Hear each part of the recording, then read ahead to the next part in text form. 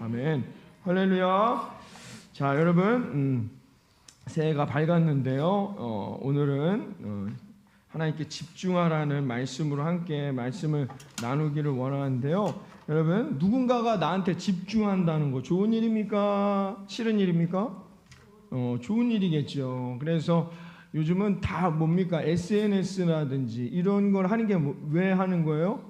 우리 오늘 학생들도 많이 왔는데 왜 그런 거 자꾸 거기다 사진 올리고 하는 이유가 뭐예요? 누군가 내게 집중하길 원하는 거죠. 관심 가져주길 원하는 거 아닙니까? 사람은 누군가가 내게 집중해 주기를 원해요.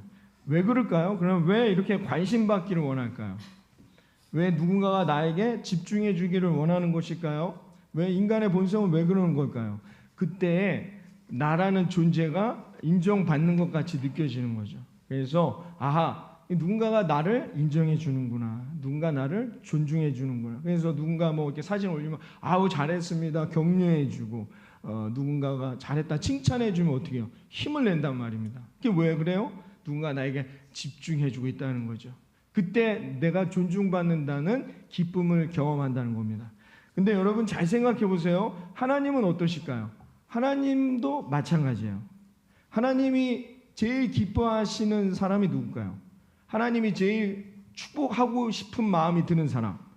누가 하나님을 제일 기쁘게 하는 사람일까요? 하나님께 집중하는 사람이에요. 하나님께 관심을 많이 갖는 사람이란 말입니다. 여러분 친구들이 올린 사진에만 집중하지 마시고 나도 저런 사진 따라가고 싶어. 저런 어떤 옷 입고 올리면 나도 저 헤어스타일 따라하고 싶어. 옆에 친구가 이런 머리를 하고 있으니까 다 이런 머리. 여기에 집중하지 말고 조금 더 하나님께 집중해 보시란 말입니다. 나도 하나님 말씀대로 따라가고 싶어. 하나님이 말씀하신 대로 한번 살아보고 싶어. 이게 하나님께 집중한다라는 것입니다. 여러분 그렇게 하나님께 집중하면서 살아가는 것, 그 삶에 하나님이 24년 한 해 아름다운 열매를 허락하실 거라 믿습니다. 왜? 하나님은 기뻐하시니까요. 내가 김 집사로부터 이 집사로부터 내가 인정받고 있구나. 그럼 하나님도 기뻐하신단 말입니다. 여러분 그래서 우리가 오늘도 24년 한 해 첫 설교 말씀인데요. 올 한 해 저와 여러분들이 하나님께 집중하여 승리하는 역사가 있기를 주님의 이름으로 축원합니다. 이 집중한다는 건 뭐예요? 어떻게 해야 하나님께 집중합니까? 여러분 이제 젊은 친구들이 많이 나왔으니까 SNS도 어때요? 매일 들어가 봐야죠. 매일 들어가야 관심을 갖고 있는지 안 갖고 있는지 알 거 아닙니까? 여러분 유튜브 보실 때 어떤 여러분이 좋아하는 채널 매일 들어간단 말이에요. 마찬가지로 하나님께 집중한다는 건 뭐예요? 매일 하나님 앞에 서는 거예요. 예배로, 말씀으로, 아니면 기도로 매일 내가 하나님과 가까워지는 거예요. 여러분 그게 뭐예요? 믿음인 거예요. 우리에게 필요한 믿음은 그거는 이제 하나님 잘 믿지 않는 사람, 교회에 한두 번 나온 사람들은 그 문제로 고민합니다. 하나님은 실존하느냐 실존하지 않느냐의 문제로 고민하지만 저와 여러분 이미 실존의 하나님을 믿고 고백하고 세례까지 받은 저와 여러분에게 필요한 믿음은 뭐예요? 이제 우리에게 필요한 믿음은 뭡니까? 하나님과 가까워야 돼요. 하나님과 가까운 방법이 뭐예요? 하나님께 집중하는 거예요. 그래야 해서 여러분 승리하는 저 여러분 되기를 바랍니다. 예수님이 오늘 말씀하셨던 믿음 없는 제자들아 라고 말씀하실 때 그 믿음이라는 게 뭐냐? 바로 이 메시지인 것이죠. 하나님께 집중하지 못하는 저와 여러분. 오늘 본문의 내용을 보면 여러분 이 9장 이 14절 앞에 있는 내용이 뭐예요? 9장 1절부터 13절까지의 내용이 뭡니까? 이럴 때 빨리 성경을 보셔야죠. 저를 보면다고 답이 나오진 않잖아요. 9장 오늘 본문 14절부터 29절의 이 챕터의 내용, 귀신 들린 자녀를 고쳐주시는 예수님의 이 스토리 앞의 내용이 바로 뭐예요? 변화산의 이야기입니다. 우리 다 아는 내용이에요. 그렇죠? 여러분 변화산의 내용이 뭡니까? 예수님이 베드로와 야곱과 요한을 데리고 어떻게 해요? 변화산으로 올라갑니다. 산 꼭대기에 올라갔다는 거예요. 뭘 상징하는지 아시겠죠? 최고의 정상의 자리에 오르는 거예요. 하나님을 경험하고 하나님을 하나님의 그 성령의 충만함을 경험하니까 세상에 두려울 게 없는 그 순간을 말하는 거예요. 변화산에 올라왔다는 거예요. 그 변화산에서 예수님이 정말 놀라운 역사를, 예수님의 그 놀라운 변화의 역사를 경험해요. 이 제자들이. 여러분, 얼마나 좋으면, 이곳이 얼마나 행복하면 뭐라 그래요? 내려가고 싶지 않다는 거예요. 여기서 살고 싶다는 거예요.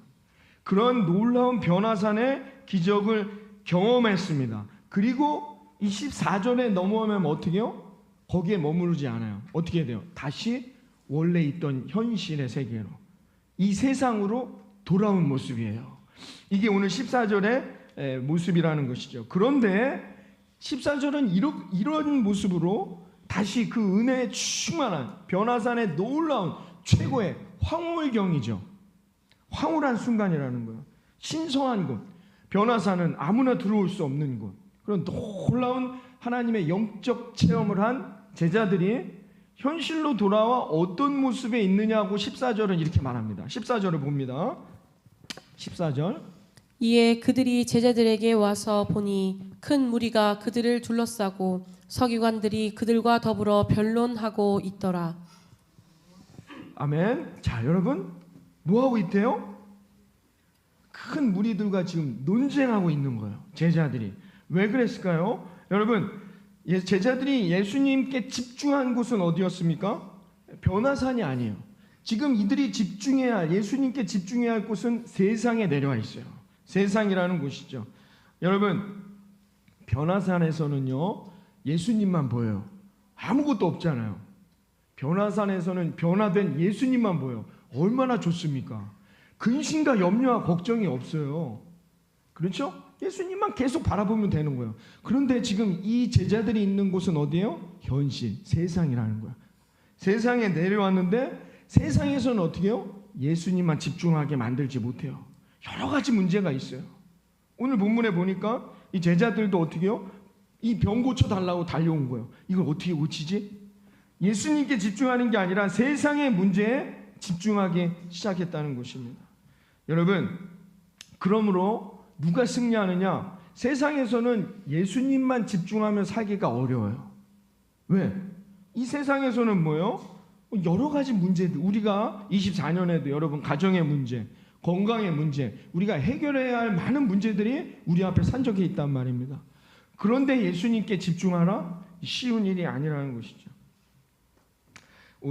오스왈드 챔버스라는 사람이 쓴 주님은 나의 최고봉이라는 책에 보면은 우리의 시선을 주님께 집중한다는 것을 모르는 사람은 없다는 거예요. 다 우리가 주님께 집중해야 승리하고 주님의 은혜와 복을 얻는다는 걸 다 안다는 거예요. 문제는 그 집중해야 할 상황이 어디라는 거예요? 나의 현실이라는 거죠. 저와 여러분이 다 이 세상에 있는 근심과 염려, 이제 대학 들어가야 될 것들 다 내려놓고 여러분 일주일 동안 천국에 올라가 보세요. 거기서 근심할 일이 뭐가 있습니까? 염려할 일이 뭐가 있냐는 거예요. 그런데 그렇지 않다는 거죠. 우리가 하나님께 집중해야 된다는 이 말씀을 모르는 것은 아니나 문제는 뭐냐? 어디에서 집중할 거냐는 거예요. 우리 현실의 삶에 놓여있기 때문이라는 거죠. 그러면서 오스왈드 챔버스가 이런 표현을 합니다. 변화산의 이 내용을 이야기하면서 변화산에서 정상의 시간을 보낸 후 우리는 현실로 내려와서 조금도 쉴 틈이 없이 현실의 문제들을 대면하게 됩니다. 현실은 아름답지도 않고 시적이지도 않으며 신이 나는 일도 전혀 없는 곳입니다.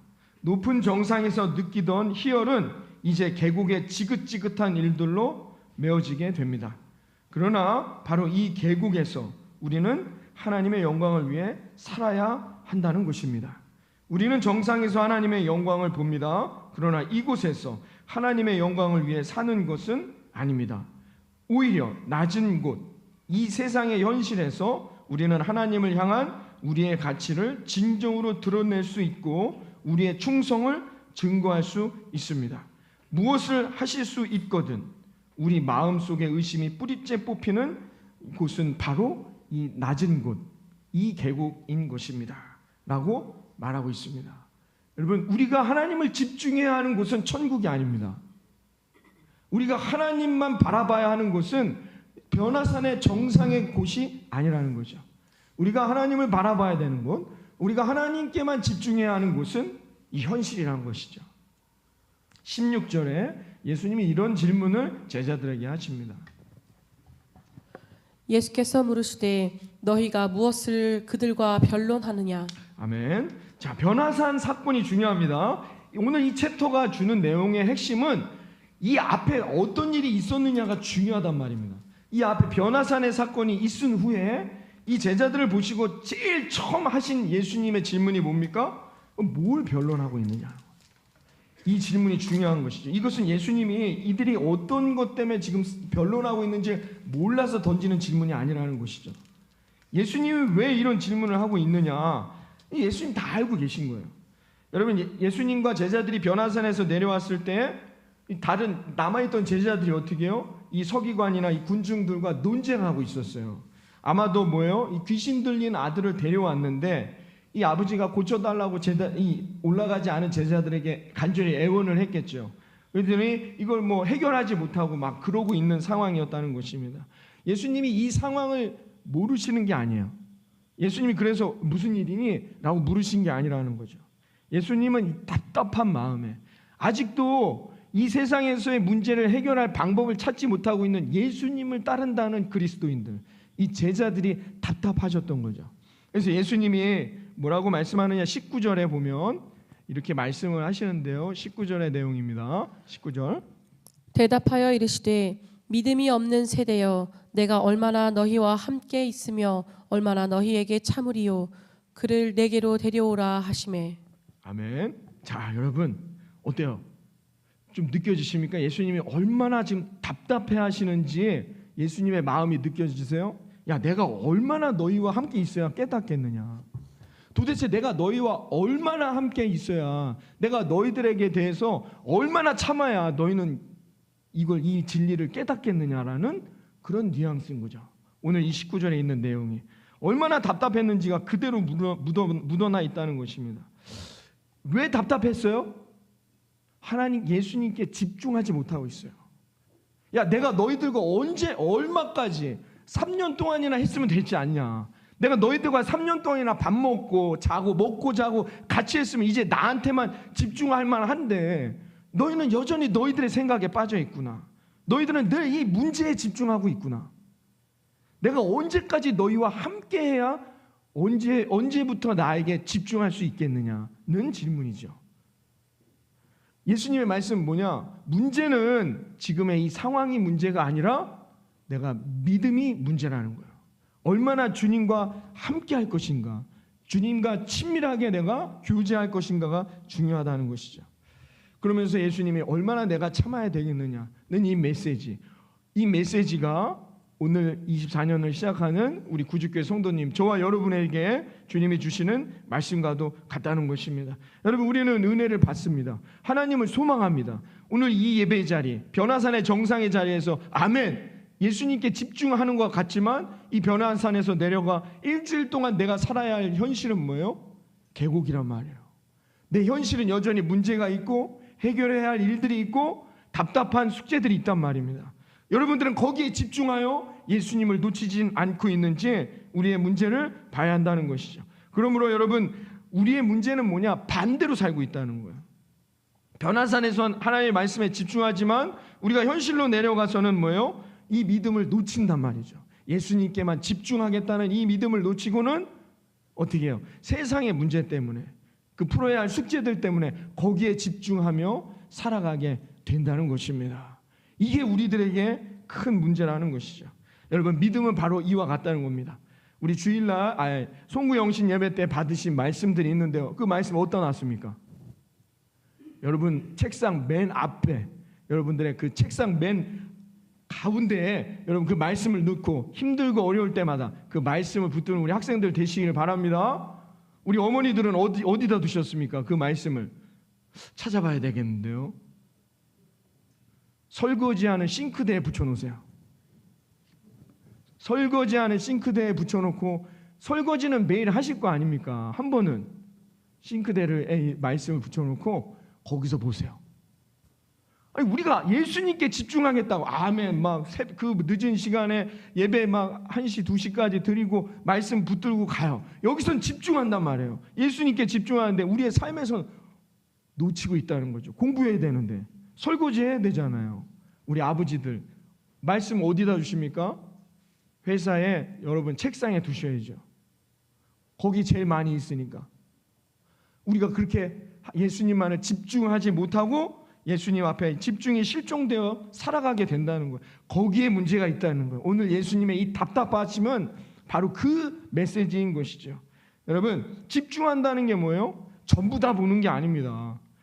제가 이렇게 다 보잖아요. 근데 정확하게는 누군가를 못 본단 말입니다. 왜? 전부 다에게 시선을 줘야 돼. 이건 집중하는 게 아니죠. 딱 우리 권사님 한 분만 보고 얘기해야 된단 말이에요. 그래야 집중하는 것이죠. 집중이라는 건 뭐예요? 모든 걸 다 보는 게 아닙니다. 그 중에 어떻게 해요? 딱 한 가지. 그것을 집중하는 것이죠. 갈급한 심령으로, 갈급한 눈길로 그 한 대상만을 바라보는 것. 이게 우리가 집중한다는 것입니다. 여러분 보세요. 제자들이 예수님이 그동안 하셨던 엄청난 기적들을 봤습니다. 문제가 오면 예수님을 부르면 돼요. 문제가 왔으면 예수님께 의지하고 집중하면 돼요. 근데 어떻게 해요? 자기들이 이 문제를 해결하려고 하고 있다는 것이죠. 당장 지금 막 군중들이 모여 있어요. 이 상황이 그럴 수밖에 없는 상황이에요. 막 모여서 아니 예수님 어디 갔냐? 이거 빨리 고쳐줘야 되지 않느냐? 그러다가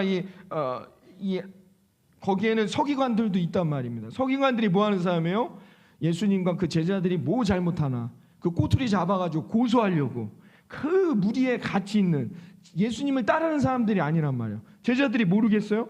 다 아는데 여기서 실수해봐요. 여기서 역사와 기적이 안 일어나 봐요. 거짓말쟁이, 사기꾼들, 나쁜 집단 이렇게 얘기할 거 아닙니까? 여러 가지 생각이 복잡하단 말이에요. 제자들 입장에서는.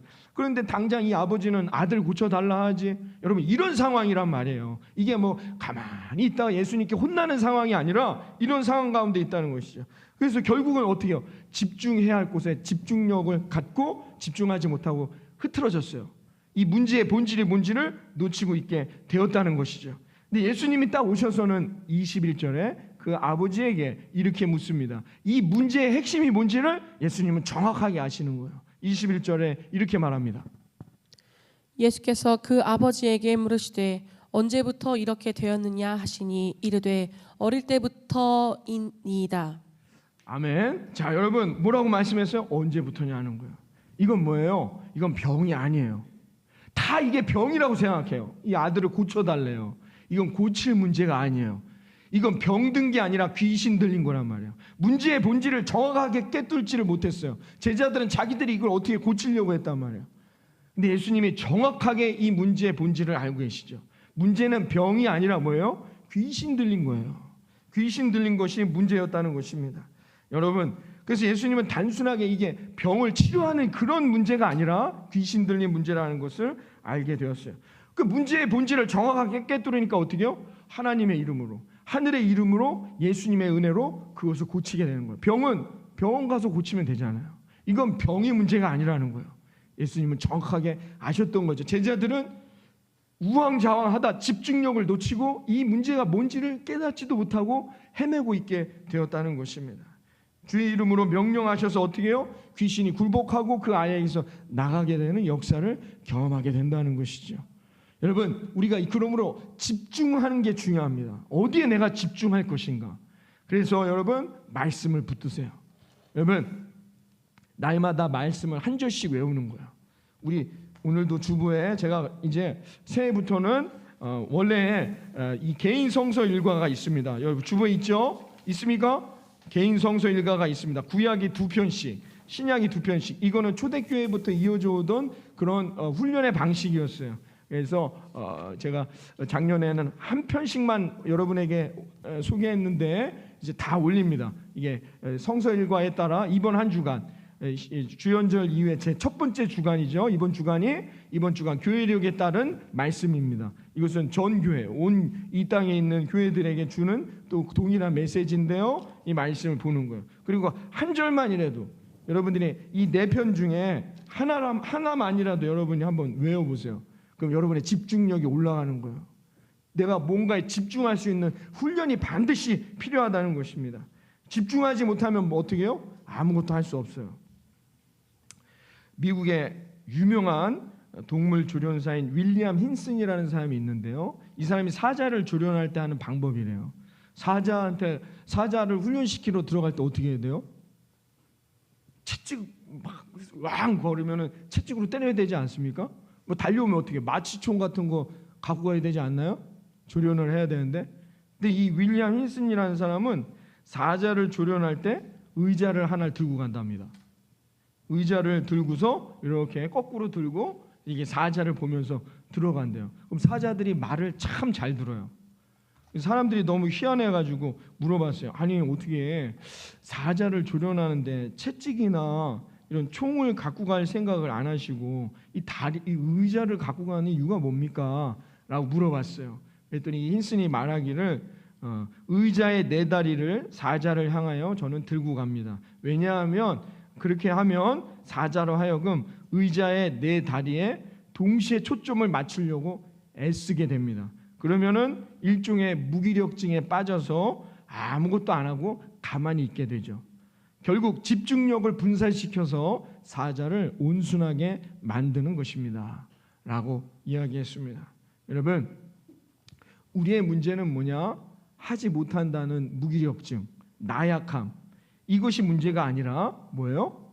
어떤 것에 집중하지 못한다는 게 문제인 것이죠. 24년 한 해에도 저와 여러분에게 놓여있는 문제들은 산적해 있습니다. 그러나 중요한 것은 그 문제가 아니라 뭐예요? 그 문제를 집중하지 못하는 우리의 무기력증, 나약함이 문제라는 것입니다. 사랑하는 여러분, 그러므로 우리는 그리스도인, 예수님을 따르는 그리스도인으로서 올 한 해 누구에게 먼저 집중해야 될까요? 하나님 앞에 예수님께 집중하여 예수님을 따라가는 저와 여러분 되어질 수 있기를 주님의 이름으로 축원합니다. 그러면 반드시 우리의 삶에 있는 모든 문제들이 주님 앞에 놓여지고 해결되게 될 거라 믿습니다. 예수님의 오늘의 말씀, 오늘의 마가복음 9장의 이 말씀은 바로 그 내용이라는 것이죠. 우리가 예수님께만 집중해 보세요. 그러면 예수님이 그 문제를 해결하신다는 거예요. 왜? 주님은 전능하신 하나님의 아들이시니까. 여러분, 이게 뭐예요? 이게 그리스도인들의 삶의 모습이라는 거예요. 우리 기독교인들을 뭐라고 해요? 그리스도인이라고 말합니다. 그렇죠? 원래 우린 그리스도교예요. 그리스도교. 예수님을 따르는 사람들이란 말입니다. 그리스도인이란 뜻이 예수님을 따르는 사람들 이란 뜻이죠. 그 말이 뭐예요? 제자죠. 제자. 그 말을 바꿔 말하면 또 제자라고 말할 수 있는 거예요. 우리 젊은 친구들 많이 있으니까 핸드폰을 연습할 때 보니까 크리스마스 연습할 때 보니까 핸드폰을 마구마구 넘기더라고요. 우리는 뭐 그 신문을 보더라도 그 글 읽는데 한참 걸리는데 화면이 막 돌아가더라고요. 그렇죠? 대단해요. 어떻게 기억을 하는지. 여러분들이 다 SNS를 할 겁니다. 어떤 SNS 인플루언서를 따라갑니까? 많은 사람들이 그 의견을 동조하고 따라가는 사람들이잖아요. 그렇죠? 그래서 여러분이 SNS에 글을 올린다거나 어떤 영상을 올린다거나 사진을 올리면 어떻게 해요? 그것을 보는 사람들이 좋다고 하고 그것을 나도 따라가겠다고 하는 사람들이 클릭하는 게 뭐예요? 그게 팔로우죠. 팔로우란 뜻이 뭐예요? 이게 제자란 뜻이에요. disciple 혹은 follow라고 나옵니다. 여러분 사전을 찾아보세요. 예수님을 따르는 제자라는 게 뭡니까? 예수님을 팔로잉 하는 거예요. 그러니까 그리스도인이라는 말의 다른 의미는 뭘까요? 누구를 팔로우하는 거예요? 예수님을 팔로우하는 거예요. 예수님 따라가겠다는 거예요. 예수님의 뜻을 따라, 예수님의 생각을 따라, 예수님의 말씀을 따라, 어떤 상황에서 예수님을 어떻게 했는지 내가 예수님 따라가겠다는 거죠. 그게 뭐예요? 그게 제자란 뜻이에요. 여러분, 예수님이 오늘 9장 말씀에서 이게 아직도 답답해하시는 이유는 뭐냐? 아직도 이 제자들이 제자라는 의미가 뭔지도 모르고 세상에서 힘들게 어렵게 주저앉아 힘들어하고 있다는 겁니다. 이게 너무나도 예수님이 답답하신 것이죠. 여러분, 우리가 정말로 예수님을 따라가는 예수님의 제자 되어 승리하시기를 주님의 이름으로 축원합니다. 문제가 있습니까? SNS에서 문제를 찾지 마시고, 유튜브에서 문제를 찾지 마시고, 네이버에서 문제를 찾지 마시고, 여러분 하나님의 말씀, 예수님이 주신 말씀을 따라 살아가 여러분 그 문제를 해결할 수 있는 저와 여러분 되기를 바랍니다. 그럼 반드시 어떻게 해요? 그 역사, 은혜, 하나님이 이 기적, 귀신 들린 자가 나음을 얻는 기적의 열매를 허락하실 거라 믿습니다. 예수님이 이 말씀을 처음 하신 게 아니란 말이야. 이 마가복음 9장 전에 8장에서도 이미 제자들한테 숱하게 말씀하신 내용이에요. 마가복음 8장 34절에 예수님이 누가 제자인지에 대해서 이렇게 말씀하세요. 무리와 제자들을 불러 이르시되 누구든지 나를 따라오려거든 자기를 부인하고 자기 십자가를 지고 나를 따를 것이니라. 아멘. 제자라는 의미가 뭐라고요? 주님을 따라가는 거예요. 오늘 예수님이 누가 제자래요? 나를 따르는 사람이라고 말해요. 예수님이 이미 너희들이 누가 제자입니까? 나 예수님을 따르는 사람이라고 예수님이 말씀하고 있단 말이죠. 여러분, 우리가 다 예수님의 그 뒤를 따라 예수님의 그 발걸음을 따라 살아갈 수 있는 저와 여러분이 되기를 바랍니다. 여러분, 거기에 생명이 있어요. 거기에 희망이 있단 말입니다. 저는 이 말씀을 아주 깊이 경험한 적이 있는데 언제냐면 군대에 있을 때였어요. 우리 군대 간 형들도 있지만 제가 군대에 있을 때는 혹한 겨울 훈련을 해요. 그 왜 그런 했는지 모르겠지만 하여튼 겨울 훈련을 하면 이게 산을 넘어갑니다. 밤에 하는 거예요. 밤에 행군을 해요. 밤에. 그럼 여러분 밤에 저기 앞에 이렇게 전방에는요 어두워요. 막. 그 진짜로 거짓말 안 하고 달빛을 비싸마 갑니다. 안 보여요. 그럼 산을 2번 넘어갔는데요. 제가 행군할 때 산을 2번 넘어갈 때 어떻게 갑니까? 앞 사람의 뒤꿈치를 보고 갑니다. 목사님, 그냥 앞 사람 보고 가면 안 되나요? 앞 사람도 잘 안 보여요. 너무 어두우니까 정말입니다. 그러면 그 길 어디로 가야 되는지 내가 길을 알 수가 없어요. 맨 앞에서 우리를 끊는 천병이라고 하는데요. 그 사람들이 길을 아는 거예요. 그 사람들이 밟은 발자국, 그 뒷발자국을 보고 가는 거예요. 그걸 놓치면 길을 잃어버리는 거예요. 나만 잃어버리느냐? 내 뒤로 따라오는 사람 다 잃어버려요. 그럼 이제 부대가 갖고 엄청 맞으니까는 어떻게 해요? 뒤꿈치를 보고 가는 거예요. 그럼 뒤꿈치 발자국이 남아요. 그 순간을 놓치면 안 돼요. 쉴 틈도 없어요. 숨 쉴 틈도 없어요. 그 뒤꿈치만 보고 따라가요. 그래서 산을 2개 넘어가서 부대에 들어간 적이 있는데 그때 제가 사는 것, 그러니까 정말 주님을 따라간다는 것, 그 사람의 발자취를 따라간다는 것, 그 발걸음을 따라간다는 것이 무엇인지를 정확하게 깨달았어요. 여러분, 가장 좋은 방법, 우리가 24년 한 해에도 하나님에게 여러분 기도하시고 여러분 소망하는 그 모든 일들이 이루어지는 가장 좋은 방법이 뭐냐? 먼저 가신 분의 뒷걸음을 따라가는 거예요. 그 뒤꿈치를 보고 따라가는 것이죠. 그러면 여러분 반드시 24년 한 해 저와 여러분의 인생에 변화산의 성공의 축복을 경험하게 될 거라 믿습니다. 여러분, 그래야 해서 정말로 24년 한 해에도 하나님 앞에 은혜와 복을 받고 살아가는 우리 모든 성도님들이 되시기를 주님의 이름으로 축원합니다. 그래서 이렇게 여러분 오늘도 이렇게 첫 예배 드리시고 여러분들이 송구영신 예배 드리시면서 하나님 앞에 기도하고 소망하는 것들이 있단 말입니다. 그 모든 것들이 반드시 하나님 앞에 응답돼야 돼요. 그래서 성공하는 그리스도인들, 하나님을 믿는 그 은혜를 경험하기를 원합니다. 그러면 그 방법이 뭐냐? 오늘 이 한 해 동안 하나님께 집중된 삶을 선택해야 한다는 거예요. 하나님, 내가 하나님께만 집중하겠습니다. 하나님만을 소망하겠습니다. 여러분, 그렇게 하나님께 집중하고 여러분 승리할 수 있기를 바라겠습니다. 쉽지 않다는 거 압니다. 우리가 해야 할 일들이 많아요. 이 24년 한 해에도 당장 내일부터 여러분의 삶에, 우리 사랑하는 장로님 이하 우리 권사님들, 집사님들의 삶에 먼저 선택해야 할 중요한 일들이 많다는 거 압니다. 쉽지 않다는 거 압니다. 그러나 여러분 선택해야 한다는 거예요. 하나님께 내가 집중하겠노라. 그 집중을 선택하는 사람, 결국 그 집중 앞에 하나님이 승리하게 해주실 거라 믿습니다. 여러분, 모든 것에 다 집중할 수 없어요. 그럼 아무것도 할 수 없어요. 그 네 다리 중에 하나에만 집중해야 한다는 거야. 모든 문제들을 내가 다 집중해서 해결할 수 없다는 것이죠. 그래서 여러분, 하나님께 집중하기를 내가 24년 첫 예배 가운데, 첫 말씀 가운데 여러분이 결단해야 돼요. 여러분이 선택해야 한다는 거예요. 그리고 힘차게 세상을 향해 나아가게 될 때 반드시 하나님께서 예비하신 아름다운 변화산의 은혜, 복된 열매를 저와 여러분에게 부어주시는 올 한 해가 될 거라 믿습니다. 모쪼록 24년 한 해 우리가 더욱 하나님께 집중하여 우리 사랑하는 성도님들의 삶에 하나님이 예비하신 아름다운 은혜와 열매를 얻고 누리는 그런 복된 인생의 여정이 되기를 이 아침 주님의 이름으로 축원합니다. 오늘 이 시간 우리가 그런 믿음을 고백하며 내가